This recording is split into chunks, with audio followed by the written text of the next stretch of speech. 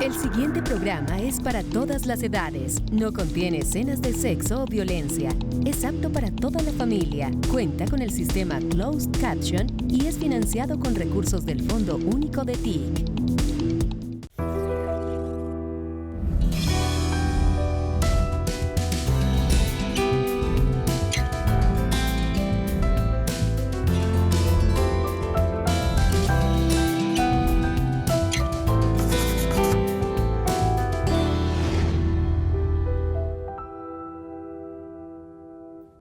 Hoy en entrevistas la senadora Aída Abella, quien ha venido trabajando en el Congreso de la República en representación del Pacto Histórico y su apoyo, por supuesto, a las reformas del Gobierno del Cambio. Hablaremos también de sus propuestas, pero de su historia, que es la propia historia de Colombia y, por supuesto, de la paz y su visión de país. Senadora, gracias por estar con nosotros. Muchas gracias, Patricia, y por la invitación, pero también por poder hablar con ustedes. Pero por supuesto, en este espacio visibilizamos a esos colombianos que están realmente aportándole al país desde muchas esquinas y con trabajos diversos, pero también hablamos de la historia de vida de quienes nos acompañan, porque la historia de vida de ellos es la propia historia de Colombia. Su amor por la lectura, senadora, comenzó, y quizá también su amor por la política, por su abuelo paterno, Sí. por Efraín Abella. Así es. Mi abuelo era un hombre apasionado de los libros, teníamos una excelente biblioteca, me dejó leer una obra de Vargas Vila. ¿Ah, sí? ¿Cuántos años tenía? Tenía 13 años, pero mi abuelo era un hombre libertario y un hombre feminista. Ah, para la época eso era toda una revolución. Exactamente, eso era mi abuelo. Un hombre que siempre cuando llegaba del colegio, desde muy niña, me enseñó a leer, me enseñó a conocer el reloj. Cuando entré al colegio departamental, pues leía y como siempre he sido pequeñina, pues leí en las izadas de bandera, etcétera, y decían que leía muy bien. Y fuera de eso, pues entonces en el colegio también hubo centro literario, siempre fui la presidenta del centro literario, y teníamos una hora en la emisora del pueblo. Entonces hacíamos un pequeño programa en el que mi abuelo también nos ayudaba a hacer los guiones y todo. No, pues es que es maravilloso además porque si nos remontamos a esa época, también fue bastante liberal de su parte venir de Sogamoso a Bogotá a estudiar en la Universidad Nacional, una mujer en ese entonces, estamos hablando de los años 60. Sí, poco más o menos ya finalizando el 60, entramos a la Universidad Nacional y fue mi primer desplazamiento, fue el estudio.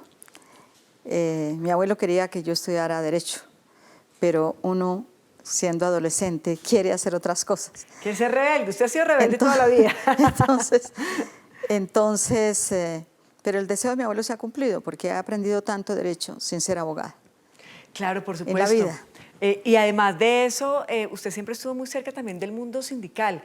Incluso fue de esas promotoras que ayudó en los años quizás 1975, 77, a esa gran revolución de los sindicatos en el país. Sí, pero además nos tocó una época también muy fantástica porque los sindicatos era un oficio y ser dirigente sindical era de hombres. Pero en ese momento ingresamos muchas mujeres. El sindicato, el Ministerio de Educación que yo presidía, estábamos 8 mujeres, 2 hombres. Y después llegamos a la Federación Nacional de Trabajadores al Servicio del Estado, a FENALTRACE, también la presidimos, y en esa época éramos más mujeres que hombres en el comité ejecutivo. Entonces teníamos mujeres como en la talla de la compañera Nubia Serrano, que era juez de la República, teníamos a la compañera de Linderena, que ya partió, que también era una excelente presidenta, teníamos la presidenta del ICEL, que era la secretaria del ICEL, que era el Instituto Colombiano de Energía Eléctrica, sí. Era la presidenta del sindicato y era del comité ejecutivo. Una Colombia de mujeres. Sí, también teníamos a Vicky Villegas, que era la presidenta del Ministerio del Sindicato de Justicia y era psicóloga de profesión, trabajaba en medicina legal. Y cuando nos sentamos a la mesa con los ministros, nos sentábamos en igualdad de condiciones. Todos y todas éramos profesionales. Y entonces ahí pues al ministro a veces nos tocaba enseñarle, porque pues nunca había negociado, no sabía lo que era el decreto 1048, lo habíamos negociado nosotros en un paro.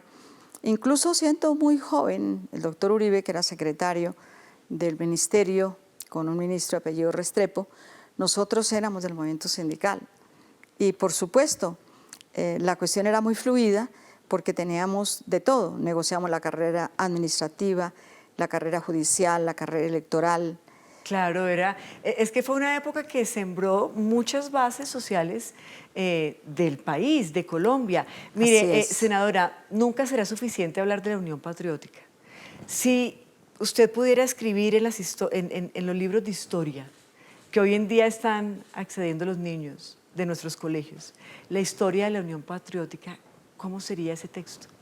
Sí, se han escrito varios y unos textos muy buenos.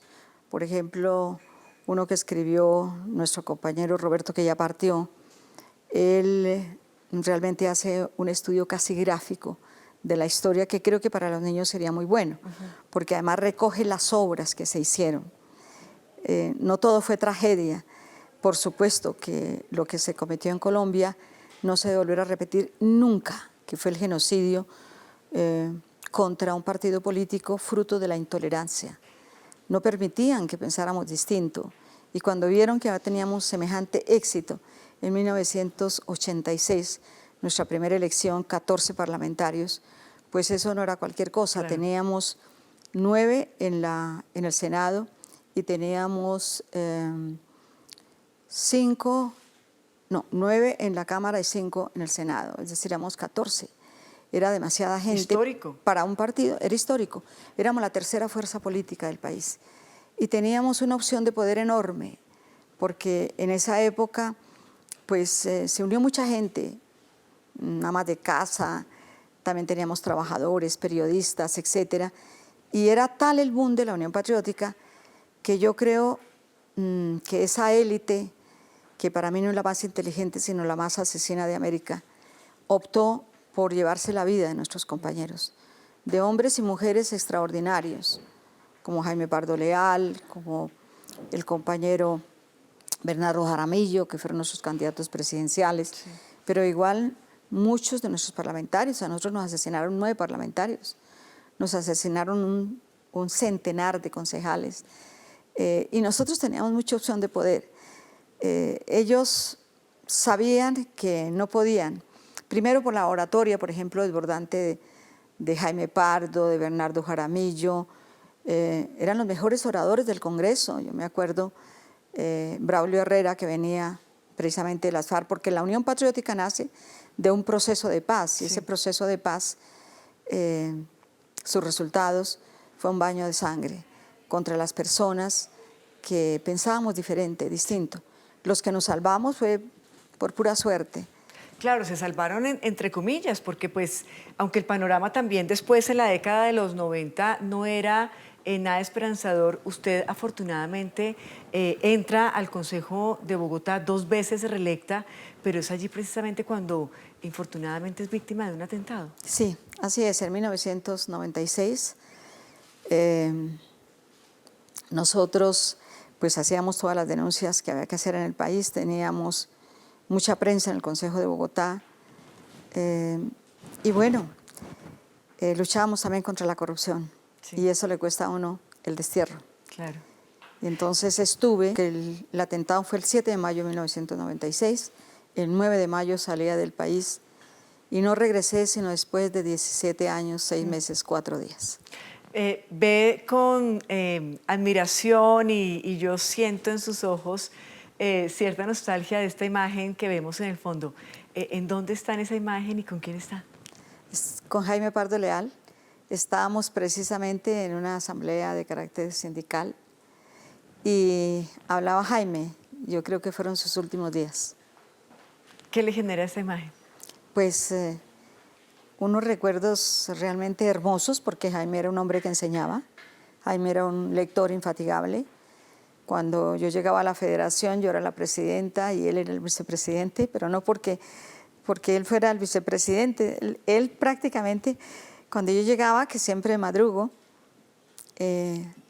Jaime ya había leído todos los periódicos. Entonces me podía decir, mira, en El Siglo, en la página 3, hay esta noticia.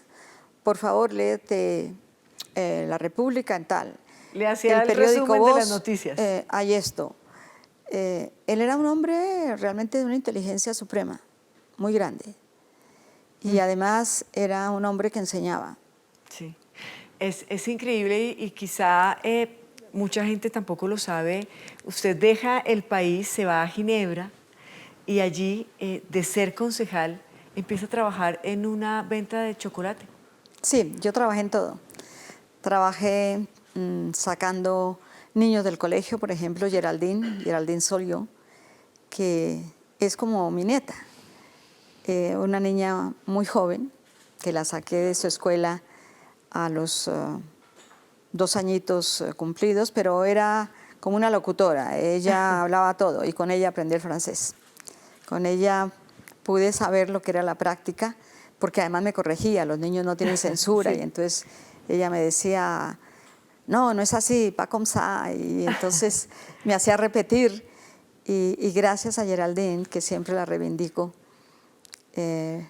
estuvimos las dos hasta que la dejé ya casi bachiller, y luego en la universidad, cada vez que voy a Ginebra vuelvo, conversamos con su hermano Agostán también, con su madre Elena, y somos como otra familia, Claro. porque cuando uno abandona el país y le toca vivir tantos años, se empieza a formar otras familias, Sí. con la gente que llegó, pero también con los compañeros que estaban allí, y se recompone todo, pero el exilio tiene sus secuelas, uno queda una parte allá y otra parte acá. Claro, alguna vez la escuché decir una frase como, no hay dolor más grande que el abandono de la tierra natal. Fueron 17 años. ¿Cómo se mira Colombia desde el exilio y qué la hace regresar? Esa frase no es mía, esa frase la encontré escrita en el edificio que en Ginebra tiene la Organización Internacional de Migraciones. Es un organismo adscrito. Y cuando yo llegué encontré la foto de Einstein y había una camiseta y estaba escrito en inglés, pero cada país lo adapta. Yo también fui un refugiado y realmente Einstein vivió en Ginebra. Él tuvo una casa en el barrio obrero, pero además trabajó después en Zúrich. Él es un hombre que vivió en Suiza y vivió su exilio, porque él también fue perseguido, pero es un genio. Claro. Y fue un hombre que realmente nos ayuda mucho en las manifestaciones. Cuando hay brotes contra los migrantes, todo el mundo sale con la camiseta de Einstein. Yo también fui un refugiado. Hablamos después de la pausa, senadora, de esos proyectos que tiene entre sus manos y de todo ese trabajo diario que hace desde el Congreso, ¿le parece? Muy bien. Ya regresamos a Entrevistas con Alma de País.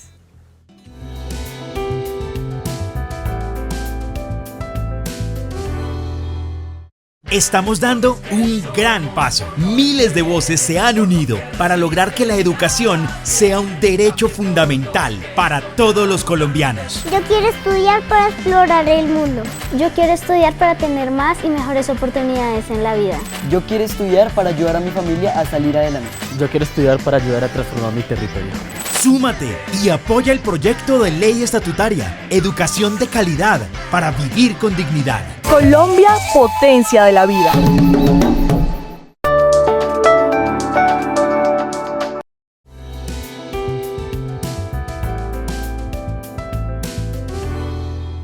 Gracias por continuar con nosotros en Entrevistas con Alma de País, en esta ocasión con la senadora Aída Abella.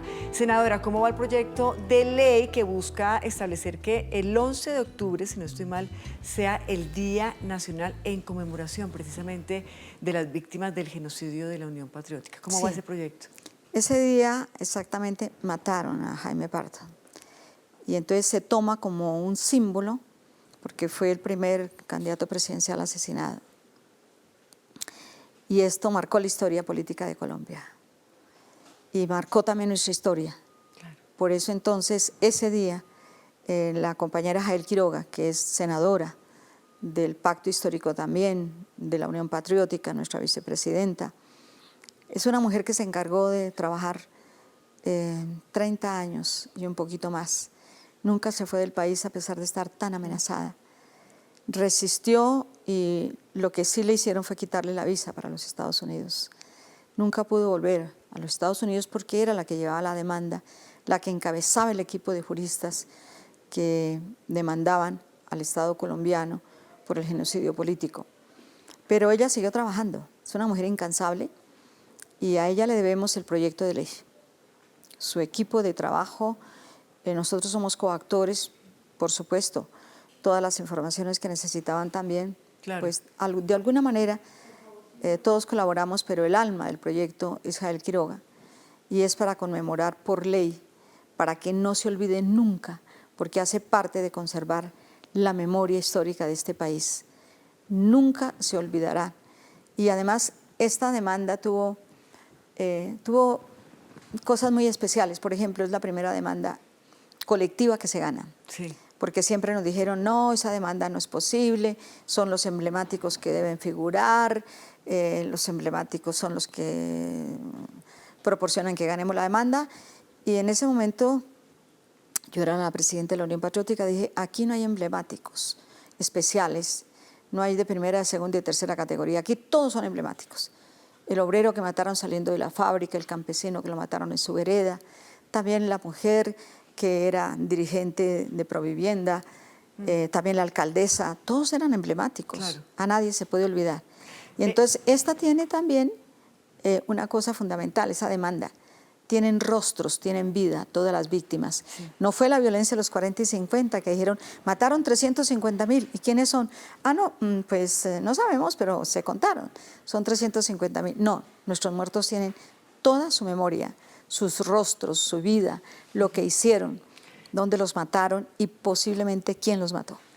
Hablemos precisamente de eso. ¿Se sabe ya las investigaciones realmente de manera institucional y legítima quiénes fueron los autores de este genocidio? Sí, se está sabiendo, gracias precisamente al proceso de paz firmado en el gobierno de Santos y a la creación de la JEP.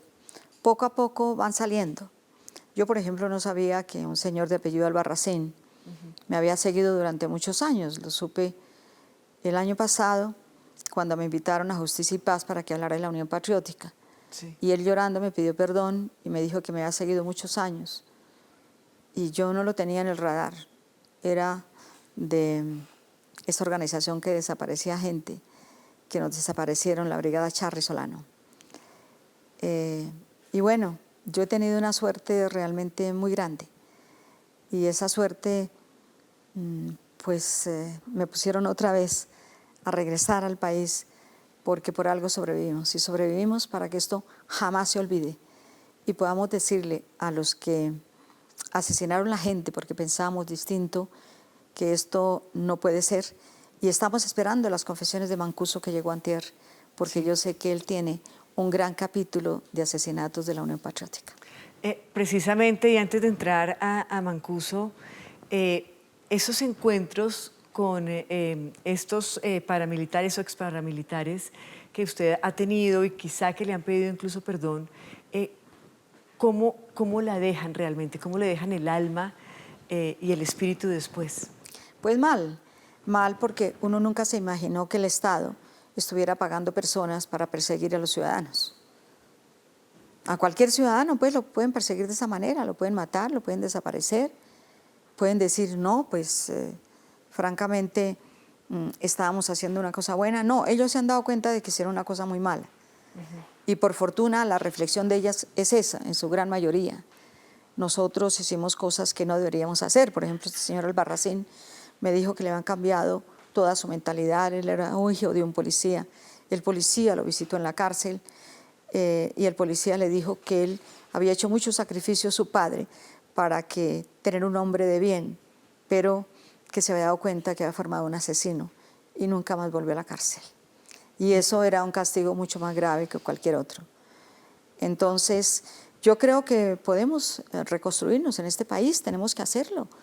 Y por eso siempre que tengo la oportunidad le pido a los que tienen las armas, a los que en este momento la tienen, ya sean disidencias o sean gente que está por fuera de la legalidad, como las autodefensas gaitanistas, todo eso, que dejen las armas, ¿Por qué? Sí.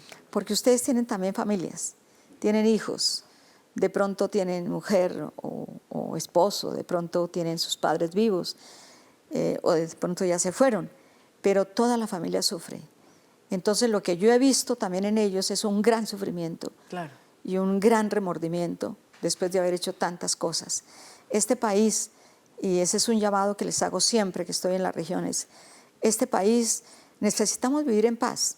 Ahora que hay un gobierno que posibilita que la gente que no tiene tierra tenga tierra, que se haga una verdadera reforma agraria, que ustedes también puedan tener, si son campesinos, un pedazo de tierra, que podamos disfrutar esta maravilla que tenemos. Cuando uno ha viajado de pronto por muchos países, entiende que tenemos algo fundamental, y es que, como dice el presidente, este es el país no solamente de la belleza, es el país de la biodiversidad, Sí. es el país donde si podemos organizarnos, podemos no solamente producir para comer, sino también tener un país tan bello, es para que otra gente entienda que el planeta no es el país donde uno vive, es el mundo, y nosotros hacemos parte de ese mundo, y ese mundo del trópico es muy especial. No es como vivir en un país con estaciones. Sí. Vivir en la eterna primavera es algo muy especial que tenemos los Y colombianos. usted sí que lo sabe porque recorre el país precisamente hablando con la gente y de una u otra manera escuchando necesidades. Hablemos de Mancuso, senadora, porque hoy en día pues se habla de él como un gestor de paz. ¿Qué opinión le merece? Bueno, yo creo que de todas maneras ellos pueden ayudar. Incluso cuando yo hablé, porque ahí habían varios jefes paramilitares, cuando estuve en Justicia y Paz, hablando con mucha gente, querían que hablara de la Unión Patriótica, y fui a hablar de la Unión Patriótica, y cuando vi la pantalla llena, nunca pensé que todos fueran paramilitares, pero sí, estaba el hombre que planificó mi atentado, pude hablar con Eber Velosa, etcétera, y siempre he tenido también ganas de hablar con Mancuso. Mancuso tiene un capítulo muy fuerte contra los militantes de la Unión Patriótica, y conocer esa verdad de parte de quienes estuvieron directamente, yo creo que no solamente alivia a las víctimas, sino que alivia la historia política de este país, y también nos hace entender que hubo gente en el poder que simplemente estuvo allí no solamente para gobernar, sino para librarse y para liquidar al contendiente político, porque nosotros lo único que hacíamos era estar en las corporaciones públicas, nunca tuvimos en la guerrilla ni cosas de esas, absolutamente nada, pero sí, yo creo que Mancuso, que además fue un hombre educado, yo nunca me expliqué por qué estuvo en las autodefensas, eran hombres que realmente tenían cierto grado de educación, pero bueno, la historia es así, sucedió, y hay que escucharlos, y hay que mirar a ver si pueden contribuir. Ese día, por ejemplo, muchos jefes me dijeron, nosotros podemos contribuir a pacificar este país, y si ellos pueden ayudar a pacificar este país, hay que escucharles, hay que oírles, pero también hay que esperar que ellos realmente ayuden a que las armas salgan de la política y a que las armas salgan de la vida pública, y yo diría de la vida privada de los ciudadanos. ¿Y cómo visibilizarlo hoy como un gestor de paz después de tanto daño que le hizo a este país? Porque además hay que verlo desde esa perspectiva. Muchas vidas que ya no existen, muchas historias que ya no pueden ser escritas precisamente por la maldad de esta gente. Sí, muchas historias muy fuertes, incluso sobre todo el genocidio.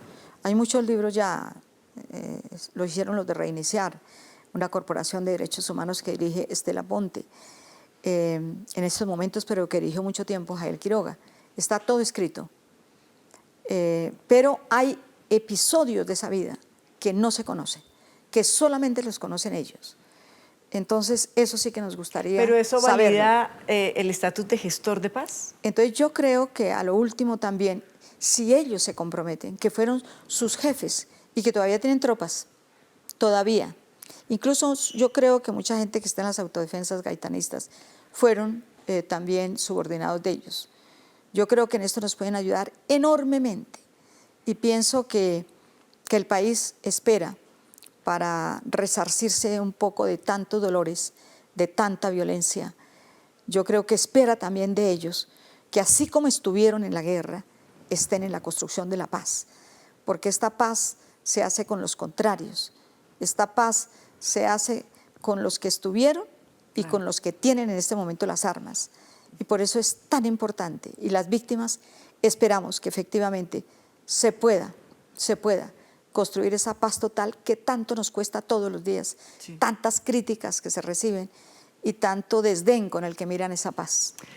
La cambio de tema rápidamente porque nos quedan pocos minutos, senadora, para hablar de sus propuestas realmente desde el Senado de la República, y una de ellas tiene que ver con la contratación pública y cambiar con este modelo de contratación pública. ¿Cómo va eso? Pues va bien, estamos trabajando 10 parlamentarios, Cámara y Senado, porque creo que la ley 80, que es la ley de la contratación, para mí es la ley de la corrupción. Es lo que ha posibilitado que cada contrato lleve 40%, 50%, para unos señores que cobran todo el tiempo, que se han enriquecido. Y esta es la élite de este país. Hay muchos que tienen tesoros, no solamente en Colombia, sino en el exterior. Hay plata de esa en los paraísos fiscales. Y todo tiene que hacerse por un contrato. Para comprar una escoba en un ministerio hay que hacer un contrato. Pero claro, no van a vender una escoba, entonces venden 50, venden 100. ¿Cómo se explica que en la Universidad Distrital todos los años se tengan que comprar martillos? Una cantidad de martillos, pero no, es que no necesitamos martillos. Ah, no, si no compran los martillos, entonces no le vendemos el resto. ¿Esto qué es? Yo creo que hay cosas que vamos a tener que cambiar. ¿Y cómo podría ser ese cambio? Como, grosso modo, los pilares de esa propuesta. Por ejemplo, que usted nosotros tiene. partimos de un hecho, es que el Estado no puede de ninguna manera quedar por fuera de una cantidad de obras. Hablo, por ejemplo, de los puentes. El puente, el último que se nos cayó en Los Grillos, entre mi pueblo, entre Sogamoso y Agua Azul, que es Casanare. Pues estos puentes son 3 y era un viaducto. Se cae uno, Invías no puede comprar una carretilla, Invías no puede tener una retroexcavadora, Invías no puede hacer nada. ¿Y sabe qué pasó? Que contrataron al que dejó caer el puente, porque nadie tiene maquinaria en Boyacá, en ese sector. No, yo creo que el Estado tiene que entrar en condiciones iguales y tiene que saber también que si hay una cuestión que solamente la puede hacer la Unidad Nacional de Riesgo, pero es que la Unidad Nacional de Riesgos no puede estar en todo, no puede construir puentes, no puede estar en el PAE, no puede estar en una cosa, no puede estar en la otra. Y todo el PAE, ese es un programa realmente para robar. Hay grandes fortunas hechas con la alimentación de los niños y con el hambre de los niños, y esto no puede ser así. Entonces yo sí creo que partimos de ese criterio. Hay que no puede el Estado estar amarrado, no puede estar maniatado para determinadas obras que se necesitan con urgencia. Entonces con urgencia es que nos toca darle el contrato al Señor por el que el Señor nos pida. ¿Cómo así? Y el Estado no puede hacer nada. No puede llevar una retroexcavadora porque si no el ministro se va para la cárcel. ¿Esto qué es? ¿Y cómo va ese proyecto, el futuro y el camino legislativo? Sí, lo presentamos ahora a mediados de marzo. Yo creo que va a ser un proyecto bastante discutido porque, claro, los que han tenido la posibilidad de tener todos los contratos, hay empresas que contratan de todo. Sí. Hay empresas que, por favor, los de los niños, por ejemplo, es que esto es increíble. Contratan desde La Guajira hasta el Amazonas, desde Arauca hasta el Chocó. ¿Pero qué es esto? No, yo creo que el Estado también tiene derecho. Y en cuanto a la alimentación de los niños, por ejemplo, en cada escuela, en cada colegio debe haber una estufa, debe haber un comedor, como usan todos los países del mundo, incluso los países desarrollados, donde yo viví. Lo primero que construían cuando hacían una escuela, me tocó eso, porque uno de mis nietos estrenó una de las escuelas, pues yo fui a ver la construcción y efectivamente lo primero era la estufa y el comedor, para darle el alimento calientito a los niños y para tenerlo ahí fresco. Entonces, nada de jugos de esos azucarados y demás. No, señor. Eso se debe hacer en las escuelas y por eso también estamos impulsando que en los colegios y en las escuelas, que casi todos tienen un terreno para cultivar, especialmente en el campo, no tanto en la ciudad, pero sí en el campo, tengan sus propias esos huertas. terrenos tengan las huertas, así como hace el Colegio Refus en Bogotá. Los niños de los estratos medio alto siembran las zanahorias, las lechugas, los rábanos, etcétera. y se consume. Pues senadora, ha sido un placer tenerla con nosotros. Siga trabajando por este país. Gracias por hacer un poco de pedagogía histórica también para que las nuevas generaciones que nos están viendo recuerden de qué está hecha Colombia. Un abrazo fuerte y gracias por estar aquí. Muchísimas gracias a ti, Patricia, a todos los colaboradores que están detrás de las cámaras, muy amables. A ustedes también mil gracias por seguir conectados con nosotros en Entrevistas con Alma de País. Hasta pronto.